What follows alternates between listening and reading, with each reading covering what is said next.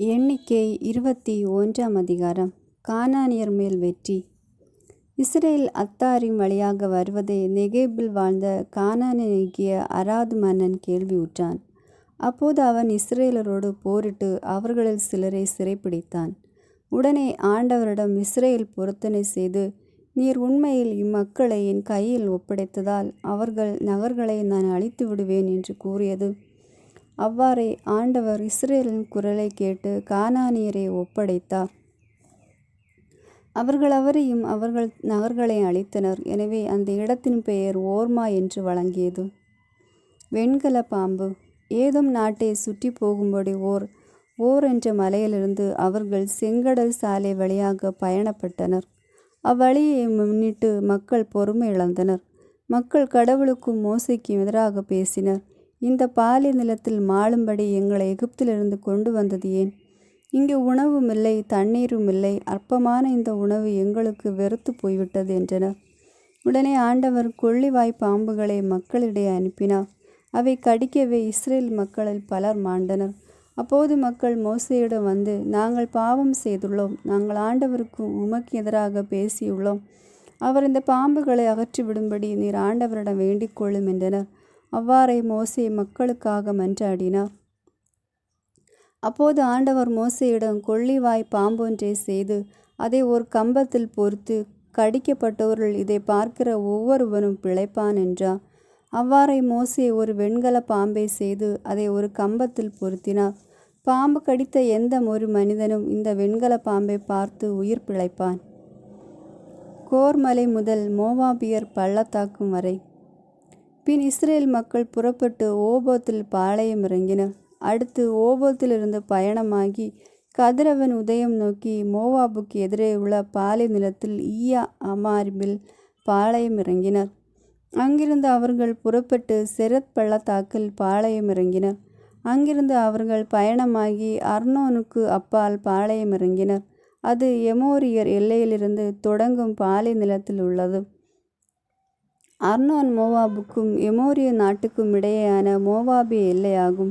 ஆண்டவரின் போர்கள் என்ற நூல் இவ்வாறு கூறுகிறது. சூப்பாவில் உள்ள வாகேபும் அர்னோன் சிற்றார்களும் ஆர் என்னும் பகுதியை நோக்கி விரிவதும் மோவாபு எல்லை மேல் சாய்வதுமான பள்ளத்தாக்குகளின் சரிவு. அங்கிருந்து தொடர்ந்து அவர்கள் பெயோருக்கு சென்றனர். மக்களை ஒன்று கூட்டு, நான் அவர்களுக்கு தண்ணீர் கொடுப்பேன் என்று ஆண்டவர் மோசேக்கு கூறிய கிணறு இதுவே. பின் இஸ்ரேல் பாடிய பாடல். ஊறி பெருகிடு கிணறே, அதை புகழ்ந்து பாடுங்கள். இளவரசர்கள் செங்கோலால் அகழ்ந்த கிணறு இதுவே. மேன்மக்கள் கோல் கொண்டு குடைந்த கிணறும் இதுவே. பின் பாலை நிலத்திலிருந்து அவர்கள் மத்தானாவுக்கு சென்றனர். மத்தானிலிருந்து நகலியேலுக்கு சென்றனர். நகலியேலிலிருந்து பாமோத்துக்கு சென்றனர். பாமோத்திலிருந்து பாலை நிலத்தை நோக்கி நிற்கும் பிஸ்காவின் கொடுமுடிக்கு அருகில் மோவாபு பகுதியில் இருந்த பள்ளத்தாக்குக்கு சென்றனர். சீகோன் ஓகு மன்னர்களை வெல்லுதல். இஸ்ரேல் எமோரியர் மன்னன் சீகோனிடம் தூதர்களை அனுப்பி கூறியது, நாடு வழியே நான் செல்ல அனுமதியும். நாங்கள் வயல் பக்கமோ திராட்சை தோட்டு பக்கமோ திரும்ப மாட்டோம். நாங்கள் யாதொரு கிணற்றிலிருந்தும் தண்ணீர் குடிக்கவும் மாட்டோம். நாங்களும் எல்லையை தாண்டும் வரை அரசு நெடுஞ்சாலை வழியாகவே செல்வோம். ஆனால் தன் எல்லை வழியை இஸ்ரேல் கடந்து செல்ல சீகோன் இடம் தரவில்லை. அவன் தன் ஆட்கள் எல்லோரையும் சேர்த்து கொண்டு இஸ்ரேலுக்கு எதிராக பாலை நிலத்துக்கு சென்றான். யாகாசுக்கு வந்து இஸ்ரேலை எதிர்த்து போரிட்டான். இஸ்ரேல் வாள்முனையில் அவனை கொன்று அர்னோன் தொடங்கி அம்மோனியர் வரையுள்ள யாப்போகு மட்டும் அவன் நாட்டை கைப்பற்றியது. அம்மோனியர் எல்லா அரணையும் அமைந்திருந்தது. இஸ்ரேல் இந்த நகர்கள் அனைத்தையும் சொந்தமாக்கி கொண்டது. இஸ்ரேல் எமோரியரின் அனைத்து நகர்களிலும் எஸ்போனிலும் அதன் எல்லா கிராமங்களிலும் குடியிருந்து, எஸ்போன் என்பது எமோரிய மன்னன் சீகோனின் நகர். அவன் மோவாபின் முன்னைய மன்னனோடு போரிட்டு அவன் கையில் இருந்து அர்னோன் வரை இருந்த நாடு முழுவதையும் கைப்பற்றியிருந்தான். எனவே தான் கவிஞர் பாடுகின்றனர், எஸ்போனுக்கு வாருங்கள், அது கட்டப்படட்டும், சீகோன் நகர் நிறுவப்படட்டும். நெருப்பு எஸ்போனிலிருந்தும் நெருப்பு தழல் சீகோன் நகரிலிருந்தும் சென்றது. அது மோவாபில் உள்ள அர்நகரையும் அர்னோன் மேடுகளில் உள்ள தலைவர்களை விழுங்கிவிட்டது. மோவாபு உனக்கு ஐயோ கேடு! கெமோசின் மக்களே, உங்களுக்கு முடிவு வந்துவிட்டது. எமோரிய அரசன் சீகோனுக்கு கெமோசின் காரணமாய் அவன் புதல்வர் புறங்காட்டி ஓடினர். அவன் புதல்வியர் சிறை கைதிகளாயினர். எனவே எஸ்போன் முதல் தீபோன் வரை அழிந்தது. மேதாபு வரையுள்ள நோபாக்கு பகுதியை பாழாக்கினோம். இவ்வாறு இஸ்ரேல் எமோரியர் நாட்டில் தங்கிற்று. பின்னர் யாசேரை உளவு பார்க்கும்படி மோசே ஆள் அனுப்பினார். அவர்கள் அதன் கிராமங்களை கைப்பற்றி அங்கிருந்து எமோரியரை துரத்திவிட்டனர். அதன் பிறகு அவர்கள் திரும்பி பாசான் நெடுஞ்சாலை வழியாக போனார்கள். பாசான் மன்னன் ஓகு என்பவனும் அவன் மக்கள் அனைவரும் எதிரெதிரே என்னும் இடத்தில் போர் புரியும்படி அவர்களுக்கு எதிராக வந்தனர். ஆனால் அவர்கள் மோசேயிடம், அவனுக்கு அஞ்ச வேண்டாம், நான் அவனையும் அவன் மக்கள் அனைவரையும் அவன் நாட்டையும் உன் கையில் ஒப்படைத்து விட்டேன். நீ எஸ்போனில் வாழ்ந்த எமோரியர் மன்னன் சீகோனுக்கு செய்தது போல இவனுக்கு செய்வாய் என்றார். அங்கனமே அவர்கள் அவனையும் அவன் புதல்வரையும் அவன் மக்கள் அனைவரையும் ஒருவர் கூட எஞ்சி இராதபடி கொன்றழித்தனர். அவன் நாட்டையும் அவர்கள் கைப்பற்றினர். 22ஆம் அதிகாரம். பிலாயாமுக்காக மோவாபு மன்னன் ஆள் அனுப்புதல். அதன் பின்னர் இஸ்ரேல் மக்கள் புறப்பட்டு யோர்தானுக்கு அக்கறையில் எரிகோவுக்கு அருகிலுள்ள மோவாபிய சமவெளிகளில் பாளையம் இறங்கினார்கள். சிப்போர் மகன் பாலாக்கு இஸ்ரேல் எமோரியருக்கு செய்திருந்த அனைத்தையும் கண்டான். இஸ்ரேல் மக்களின் எண்ணிக்கையை முன்னிட்டு மோவாபு பெரிதும் கலங்கிற்று. அம்மக்களை பற்றி அச்சம் மோவாபை மேற்கொண்டது. மோவாபு மிதியானின் மூப்பர்களிடம், மாடு வயல் வெளியில் புல்லை வேலற மேய்வது போல் இக்கும்பல் நம்மை சுற்றியுள்ள எல்லாவற்றையும் மேய்ந்துவிடும் என்று கூறிற்று. அச்சமய மோவாபிய மன்னன் சிப்போர் மகன் பாலாக்கு அவன் பெத்தேரை சார்ந்த பெகோரின் மகன் பிலேயாமை அழைத்து வர தூதரை அனுப்பினான். அந்த இடம் ஆபாம்பு நாட்டின் ஆற்றருகே இருந்தது.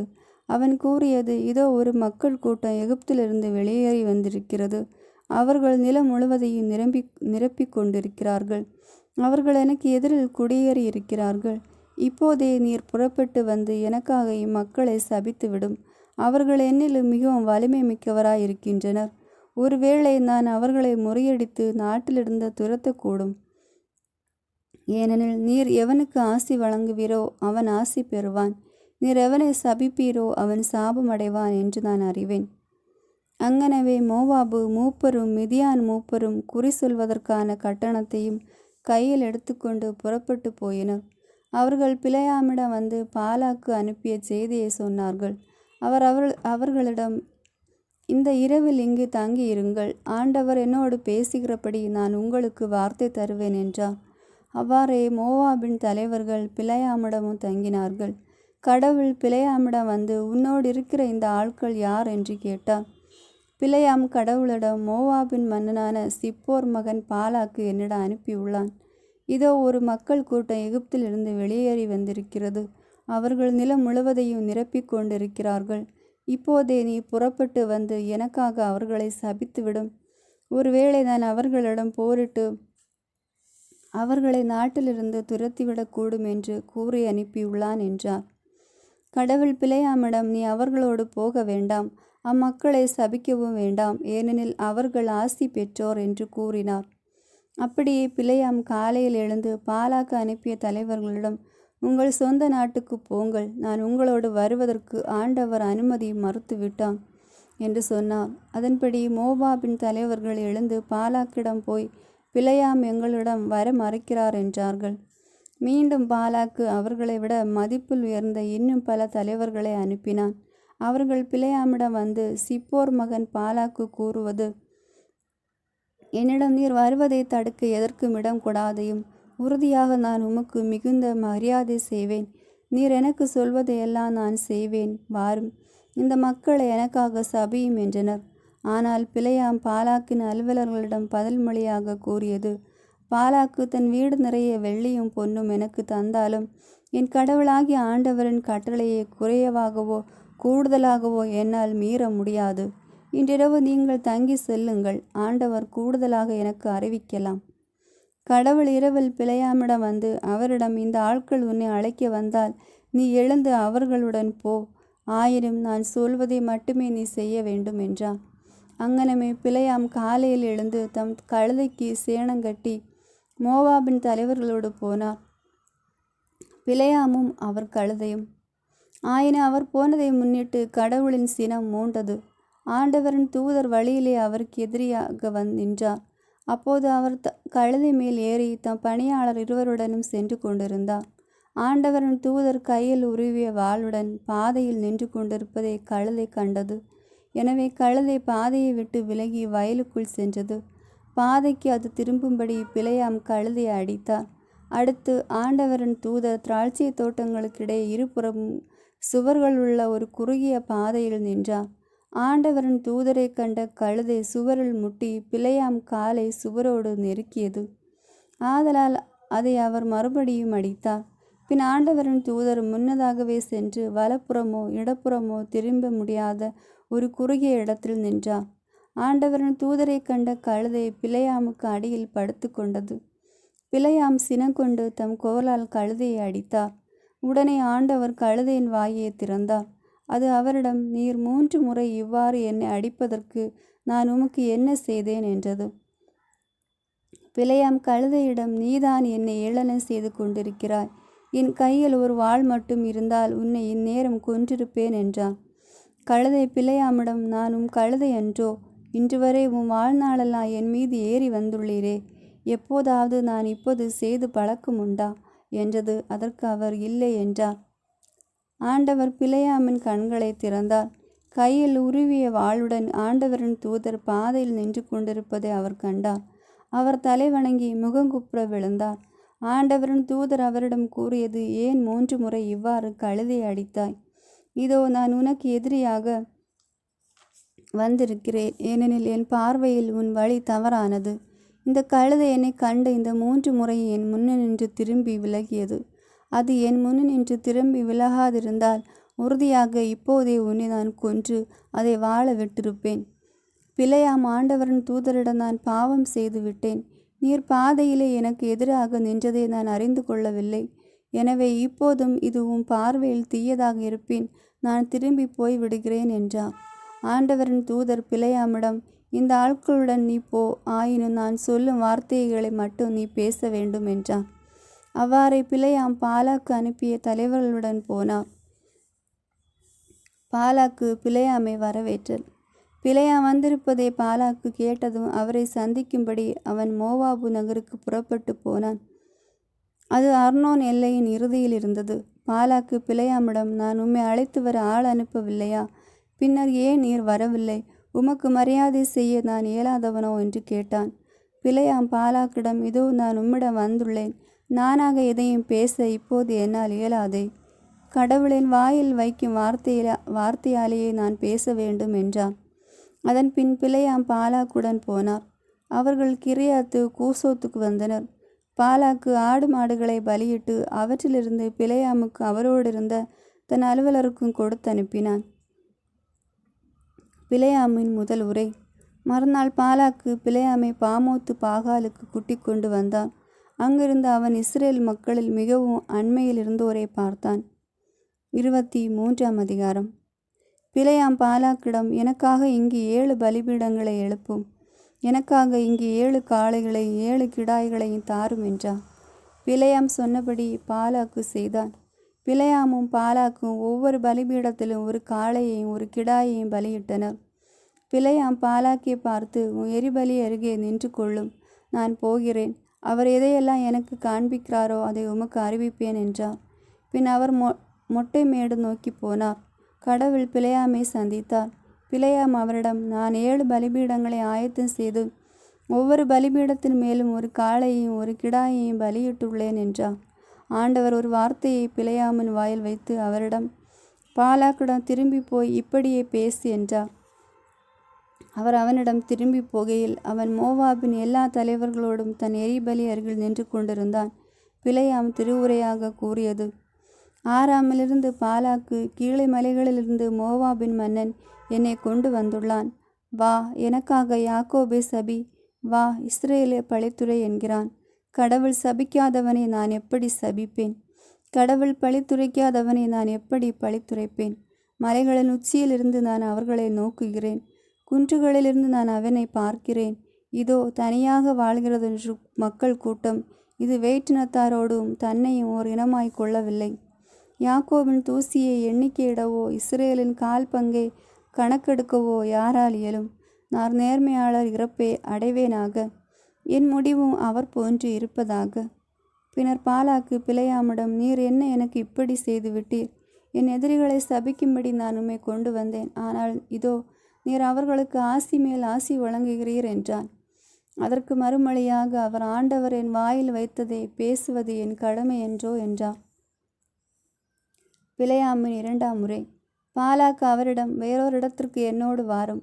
அங்கிருந்து நீர் அவர்களில் எல்லோரையும் பார்க்காமல் அண்மையில் இருப்போரையே பார்ப்பீர். பின்பு எனக்காக அவர்களை அங்கிருந்து சபியும் என்றான். அவ்வாறே பாலாக்கு அவரை பிஸ்காவின் கொடுமுடியில் சோபும் வயல்வெளிக்கு கொண்டு போனான். அங்கு 7 பலிபீடங்களை கட்டி ஒவ்வொரு பலிபீடத்திலும் ஒரு காளையும் ஒரு கிடாயையும் பலியிட்டான். பிலேயாம் பாலாக்கிடம், நான் அப்பால் ஆண்டவரை சந்திக்கையில் நீரும் எரிபலி அருகில் நின்று கொள்ளும் என்றார். ஆண்டவர் பிலேயாமை சந்தித்தார். அவர் அவரது வாயில் ஒரு வார்த்தையை வைத்து, பாலாக்கிடம் திரும்பி போய் இப்படியே பேசு என்று சொன்னார். அவர் அவனிடம் வந்த பொழுது அவன் தன் எரிபலி அருகில் நின்று கொண்டிருந்தான். மோவாபின் தலைவர்களோடு அவனோடு இருந்தார்கள்.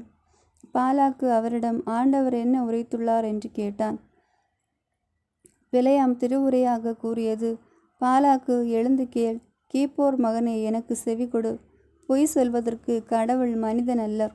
மனதை மாற்றிக்கொள்ள ஒரு மனித பிறவியும் அல்லர். அவர் சொல்லியதை செய்யாமல் இருப்பாரா? அல்லது உரைத்ததை நிறைவேற்றாமல் இருப்பாரா? இதோ நான் ஆசி கூறவே ஒரு கட்டளை பெற்றேன். அவர் ஆசி பொழிந்துள்ளார். அதை என்னால் மாற்றி அமைக்க இயலாது. யாக்கோபில் தீங்கினை அவர் கண்டதில்லை. இஸ்ரேலின் துயரத்தை அவர் பார்த்ததும் இல்லை. ஆண்டவராம் கடவுள் அவர்களோடு இருக்கிறார். ஓர் அரசரின் பெருமுழக்கம் அவர்களிடையே உண்டு. எகிப்திலிருந்து இறைவன் அவர்களை வெளிக்கொணர்கின்றார். காண்டாமிருகத்தின் கொம்புகள் அவர்களுக்கு உண்டு. யாக்கோபுக்கு எதிரான மந்திர மாயம் ஏதுமில்லை. இஸ்ரேலுக்கு எதிரான கூறல் யாதுமில்லை. யாக்கோபையும் இஸ்ரேலரையும் பற்றி இப்போது சொல்லப்படுவது, எத்துணை அரியன ஆற்றியுள்ளார் கடவுள். இதோ ஒரு மக்களினம், அது ஒரு பெண் சிங்கம் போன்று எழும்புகிறது. ஒரு சிங்கம் போன்று அது தன்னை உயர்த்துகிறது. இரையை விழுங்கி கொலையுண்டதன் இரத்தத்தை குடிக்க மட்டும் அது படுப்பதில்லை. பாலாக்கு பிலேயாமிடம், ஒருபோதும் நீர் அவர்களை சபிக்க வேண்டாம், ஒருபோதும் அவர்களுக்கு ஆசி கூறவும் வேண்டாம் என்றான். ஆனால் பிலேயாம் பாலாக்குக்கு மறுமொழியாக, ஆண்டவர் சொல்கிறபடியெல்லாம் செய்வேனே என்று நான் உம்மிடம் சொல்லவில்லையோ என்றார். பிலேயாமின் 3ஆம் முறை.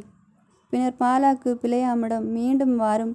நான் உம்மை வேறொரு இடத்திற்கு கொண்டு செல்வேன். ஒருவேளை நீர் எனக்காக அங்கிருந்து அவர்களை சபிப்பது கடவுளுக்கு உகந்ததாயிருக்கும் என்றான்.